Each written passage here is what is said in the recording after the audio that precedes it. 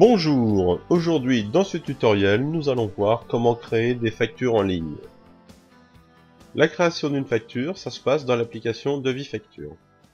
Alors, je vais y aller. Donc, pour accéder aux applications, toujours dans le footer, vous avez un menu applications avec l'ensemble des applications accessibles. Donc, je clique sur Devis Facture.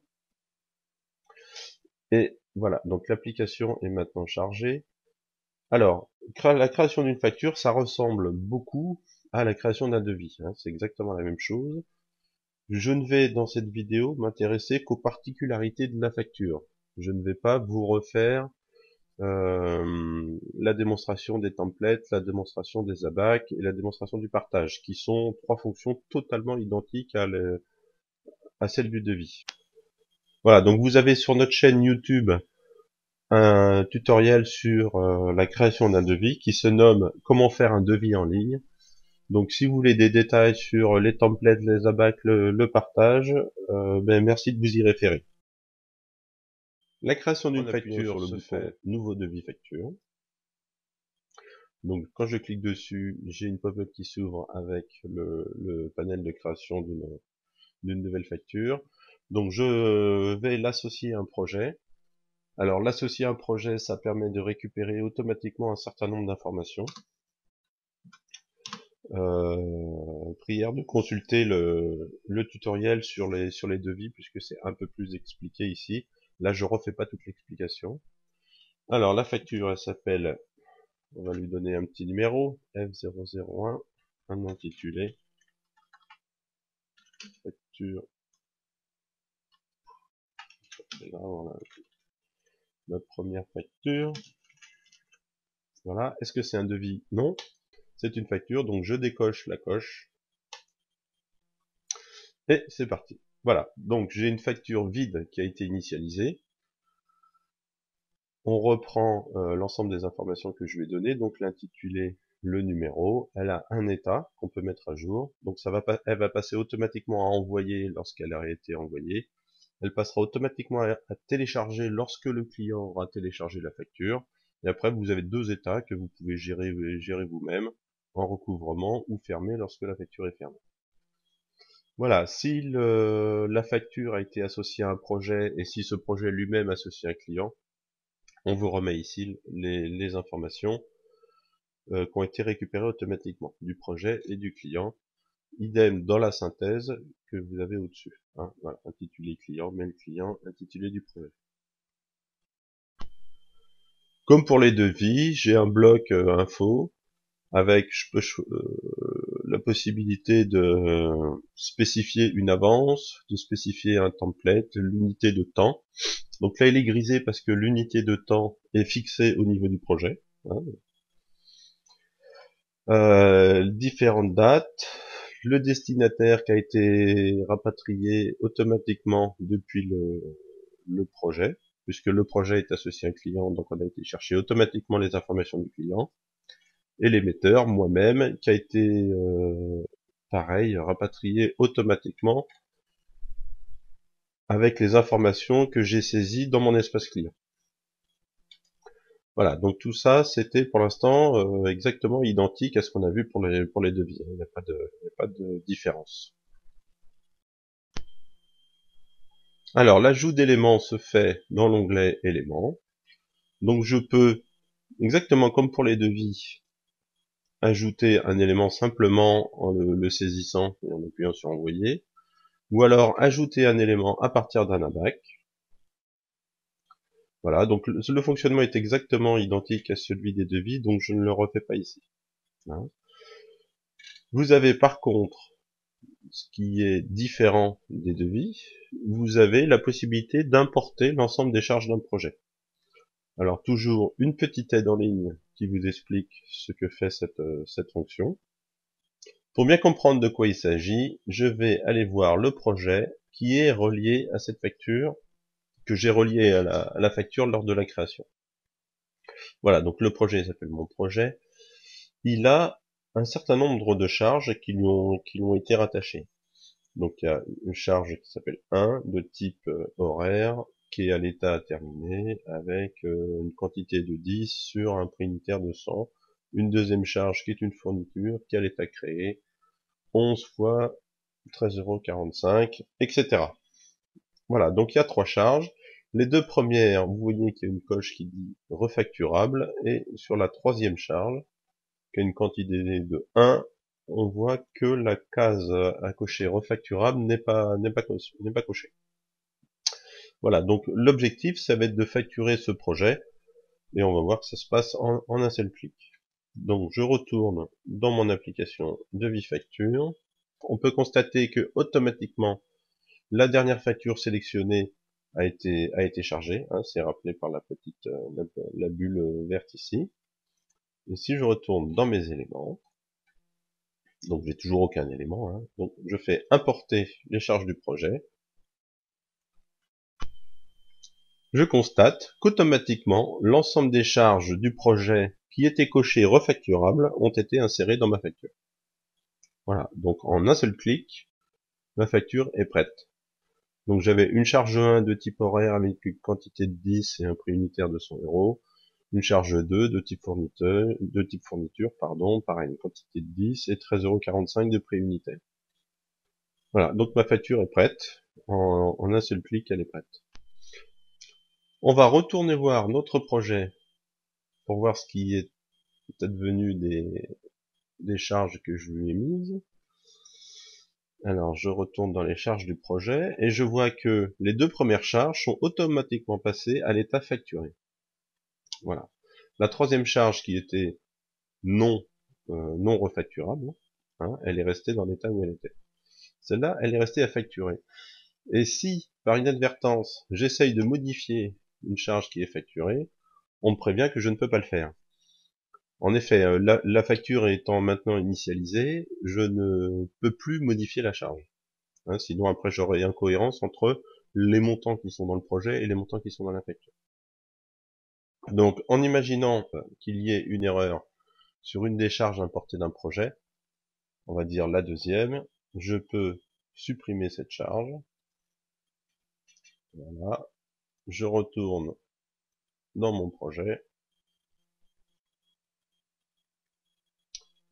dans les charges de mon projet. On voit que la deuxième charge est passée à l'état défacturé. Alors défacturé veut dire que elle était initialement sur une facture, cette charge-là, et puis on l'a enlevée. Donc ce que j'ai fait, hein, j'ai supprimé cette charge-là de la facture. Donc elle est défacturée, donc maintenant je vais pouvoir modifier ou corriger l'erreur que j'ai faite. Alors c'était pas 10, mais il y en avait 11. Envoyé, donc le total c'est mis à jour. Je retourne dans ma facture.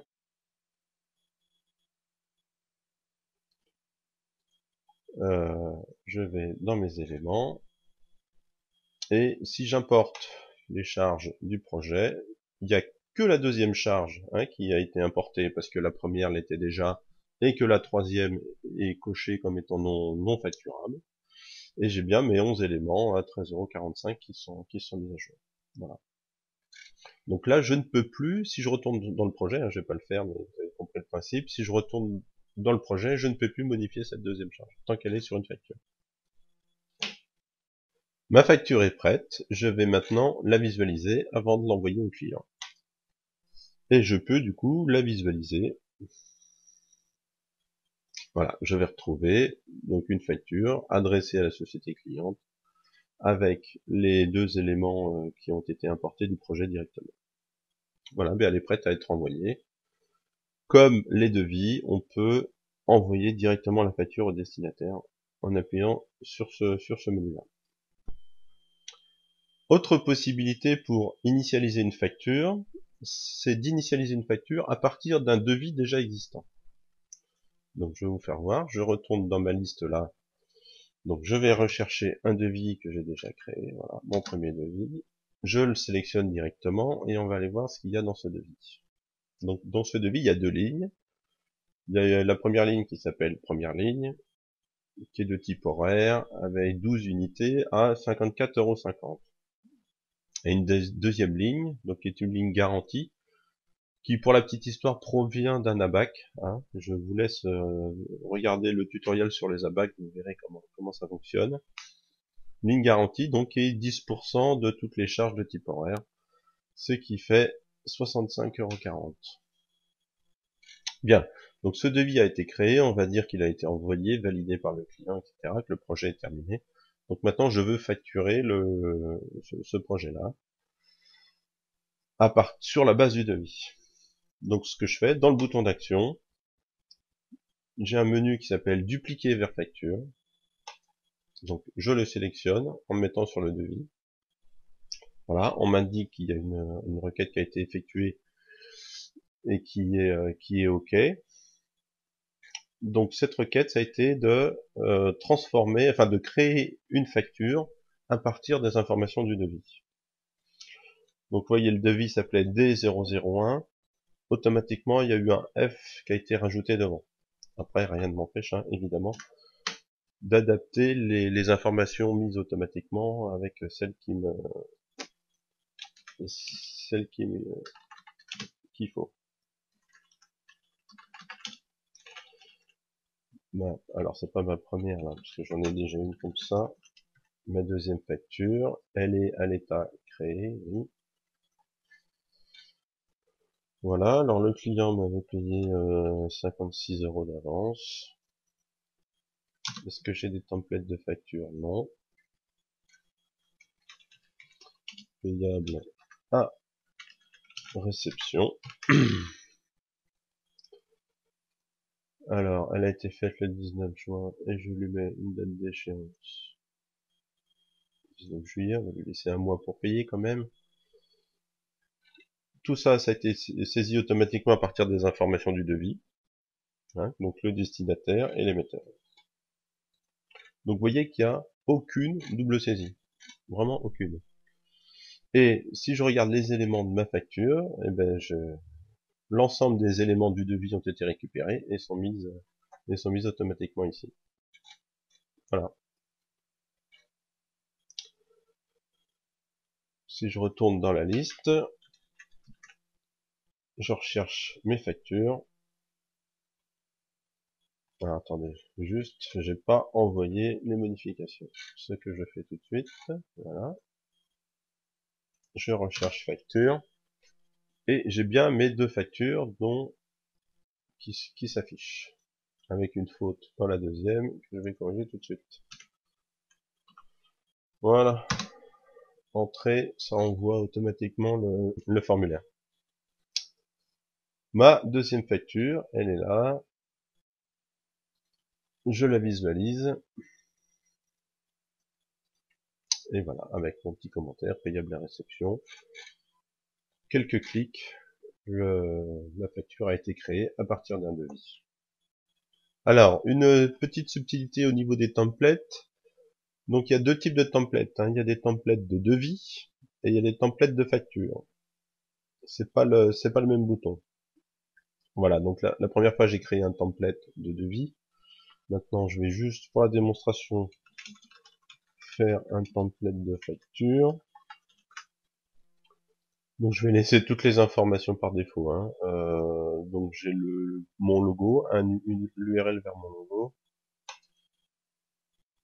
J'envoie, je retourne dans ma deuxième facture et je peux du coup comme ça choisir le template de facture.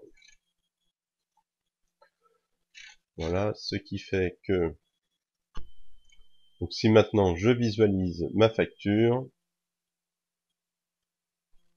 voilà, un peu plus joli, j'ai le logo qui est arrivé. Donc mon template a bien été appliqué sur cette facture. Voilà, le partage. Alors le partage, c'est exactement comme pour les devis. Hein. Donc vous avez une liste de tags ici. Vous sélectionnez un tag, ça l'applique directement. Et vous pouvez, avec ce bouton-là, vérifier qui a la visibilité de ce document. Donc je refais pas toute l'explication. Vous pouvez et puis vous avez plusieurs vidéos sur le partage qui vous expliquent comment ça fonctionne. En synthèse, on a vu comment créer une facture en ligne, comment importer les charges d'un projet pour initialiser les lignes de la facture automatiquement, et comment très simplement initialiser une facture à partir d'un devis existant. Cette vidéo est maintenant terminée. Je vous remercie de votre attention et à bientôt sur clouderial.com.